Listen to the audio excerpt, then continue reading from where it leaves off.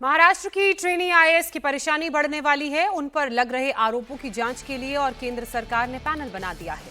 और जानकारी के मुताबिक डिपार्टमेंट ऑफ पर्सनल ट्रेनिंग के एडिशनल सेक्रेटरी इस मामले की जांच करेंगे। 2 हफ्ते में जांच रिपोर्ट आने पर पूजा खेडकर के खिलाफ कार्रवाई की जा सकती है। आरोप है कि पूजा खेडकर ने ओबीसी और दृष्टिबाधित कैटेगरी के तहत सिविल सेवा परीक्षा दी थी।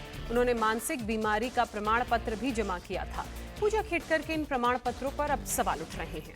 आरोप लग रहे हैं कि पूजा ने यह फर्जी सर्टिफिकेट जमा किए हैं। आरोप सामने आने के बाद पहले तो पूजा खेडकर को पुणे से वाशिम कलेक्टर में ट्रांसफर कर दिया गया और अब केंद्र सरकार ने आरोपों की जांच के लिए एक सदस्य पैनल का गठन किया है। इसी बीच अपनी महंगी लग्जरी कार में महाराष्ट्र सरकार और नीली बत्ती इस्तेमाल करने पर भी पूजा खेडकर की मुसीबत बढ़ गई है। पुणे ट्रैफिक पुलिस ने उन्हें नोटिस भेजा है। I'm not authorized to speak anything right now, so I cannot comment on this. नहीं मैम, आज आपण जॉईन करणार आहात? Oh, I'm very happy to join in Washim district. अच्छा. I'm looking forward to working in it.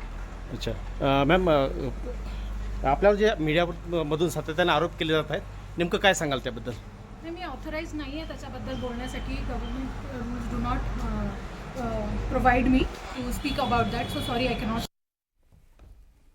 और IAS Puja Khedkar के civil services में उनके सिलेक्शन को लेकर भी सवाल उठे हैं। पूजा खेडकर पर आरोप है कि उन्होंने सिविल सर्विसेज का एग्जाम पास करने के लिए खुद को नॉन क्रीमी ओबीसी कैंडिडेट बताया था। जबकि जो जानकारी मिल रही है वो ये भी है कि उनके रिटायर्ड सरकारी अधिकारी पिता ने जब पिछले दिनों लोकसभा का चुनाव लड़ा था तो एफिडेविट में अपनी सालाना इनकम 43 लाख के करीब बताई थी और ये भी जानकारी दी थी कि उनके पास करीब 40 करोड़ की प्रॉपर्टी है। जबकि नॉन क्रीमी लेयर में सिर्फ उन्हें माना जाता है जिनकी पेरेंटल इनकम 8 लाख रुपए तक होती है। और इतना ही नहीं, पूजा खेडकर पर आरोप है कि यूपीएससी में सिलेक्शन के लिए उन्होंने दिव्यांग होने का सर्टिफिकेट दिया था और 2022 में उनसे वेरिफिकेशन के लिए दिल्ली एम्स में जाने को कहा गया था, लेकिन उन्होंने कोविड का बहाना बनाकर ऐसा नहीं किया। अब उनके खिलाफ एक्शन की मांग उठी है।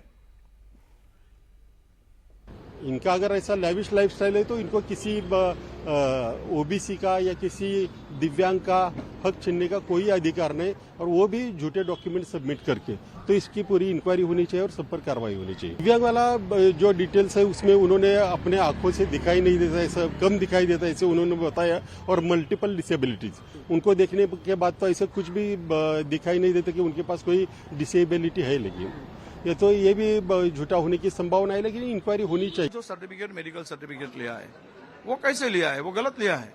इसी के आगे बढ़कर अगर उन्होंने क्रिमिनल का जो फायदा उठाया है वो भी गलत तरीके से उठाया, जो कास्ट वैलिडिटी से लेकर तो जो आरडी में घूमते थे वो क्रिमिनल के हट में कैसे आए, वो जो जिनके पास में 40 करोड़ की प्रॉपर्टी व्हाइट में उन्होंने बताया, उनकी प्रॉपर्टी दिखाया नॉमिनेशन के उनके फादर ने, वो क्रिमिनल के दायरे में कैसे आ सकते हैं। तो ये सब जो बातें ये क्वेश्चंस खड़ा करने वाली बात है।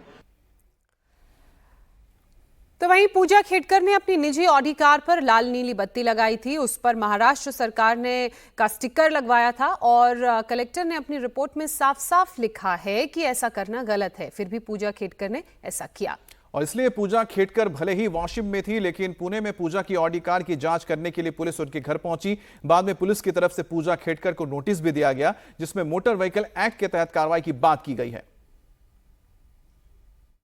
जो ये ऑडी गाड़ी है व्हाइट कलर की, उसके ऊपर अंबर दिया लगा हुआ है और जो महाराष्ट्र शासन लिखा हुआ है उसका कुछ परमिशन नहीं लिया गया। ऐसे ऐसे हमें जानकारी मिली है, उसी के तहकीकात के लिए हम यहाँ पे आए हैं। गाड़ी हमको अभी मिली नहीं है, गाड़ी मिलने के बाद उसके ऊपर हम जो कायदेशीर कार्रवाई है वो सब करने वाले हैं।